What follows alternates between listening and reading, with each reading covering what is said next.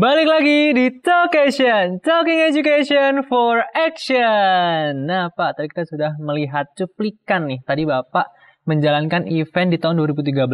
Nah tentunya Pak menyangkut tentang, tadi pertanyaan sempat terputus, perkembangan I.O. di industri 4.0. Nah di tahun 2013 kan sudah masuk nih Pak. Sama juga dengan tahun sekarang nih. Nah itu gimana Pak perkembangannya dari tahun ke tahun? Apakah meningkat signifikan gitu? Atau stuck aja gitu?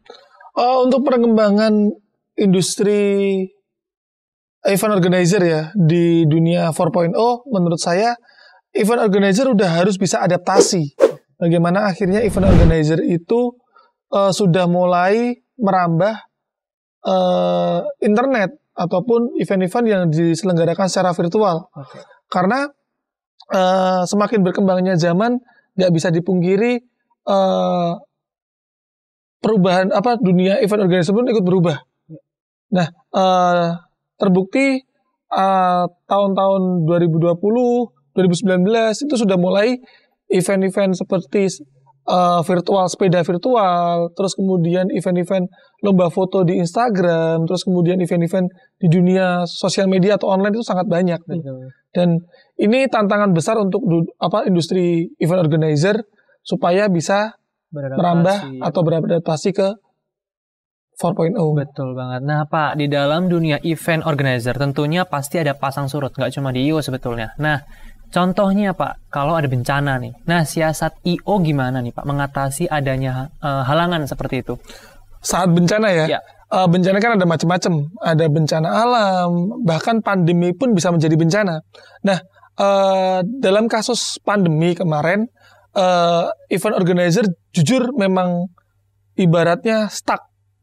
Dia kebingungan dalam membuat sebuah event secara offline karena keterbatasan tempat dan masa ya.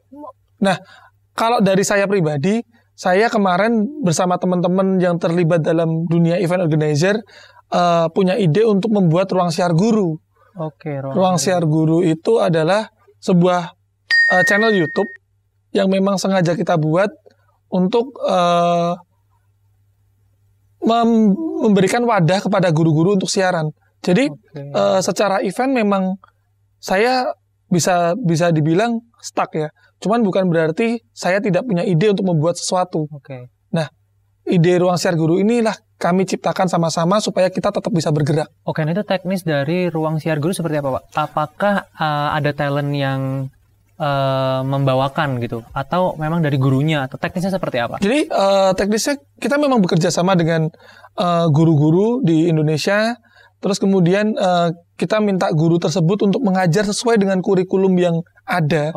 Untuk saat ini mungkin masih sekolah dasar dulu, cuman harapannya kita bisa merambah ke sekolah menengah pertama maupun sekolah menengah atas. Berarti sekolah dasar dari 1 sampai 6 ya Pak ya? Kelas 1 sampai kelas 6 dan berbagai mata pelajaran. Jadi itu sebuah, menurut saya itu juga sebuah inovasi ya. Supaya walaupun EO kalau tidak bergerak pasti akan mati. Betul. Apalagi di kondisi bencana atau ada pandemi sesuatu, 3 bulan tidak membuat sesuatu hal pasti akan bangkrut. Betul. Nah makanya kami dan teman-teman tetap ingin bergerak, mencoba beberapa peluang lewat ruang siar guru.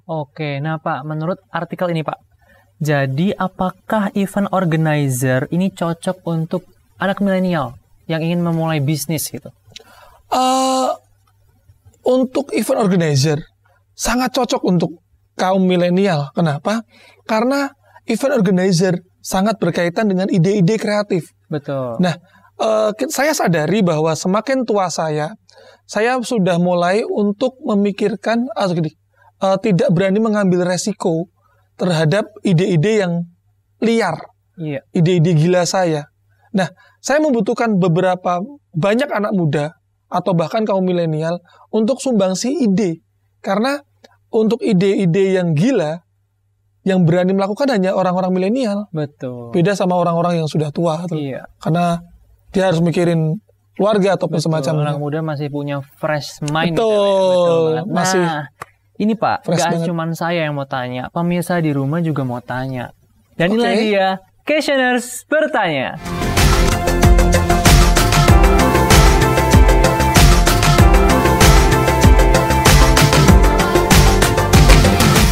jadi Pak, kita tim Talkation sudah menyiapkan laman untuk bertanya di Instagram Talkation Pak.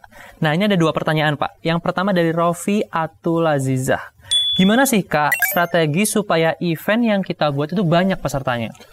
Event yang kita buat banyak pesertanya ya. Yang pertama adalah saat kita membuat event, kita sudah tahu marketnya untuk siapa. Oke, kita harus tahu paham pasarnya seperti apa. Saat kita paham pasarnya, kita sudah riset pasar, baru kita riset media apa yang bisa kita gunakan untuk menyasar pasar tersebut. Jadi kita nggak bisa pasar A kita kasih, pokoknya billboard sama poster itu salah satu media untuk promosi nggak bisa. Jadi itu memang harus tepat sasaran. Dan jangan lupa untuk banyakin relasi kerjasama dengan komunitas dan semacamnya. Oke, pertanyaan kedua Pak dari @ia_ilh923. Apakah kepanitiaan acara di kampus juga termasuk ke dalam event organizer? Untuk kepanitiaan di kampus itu termasuk ranahnya event organizer.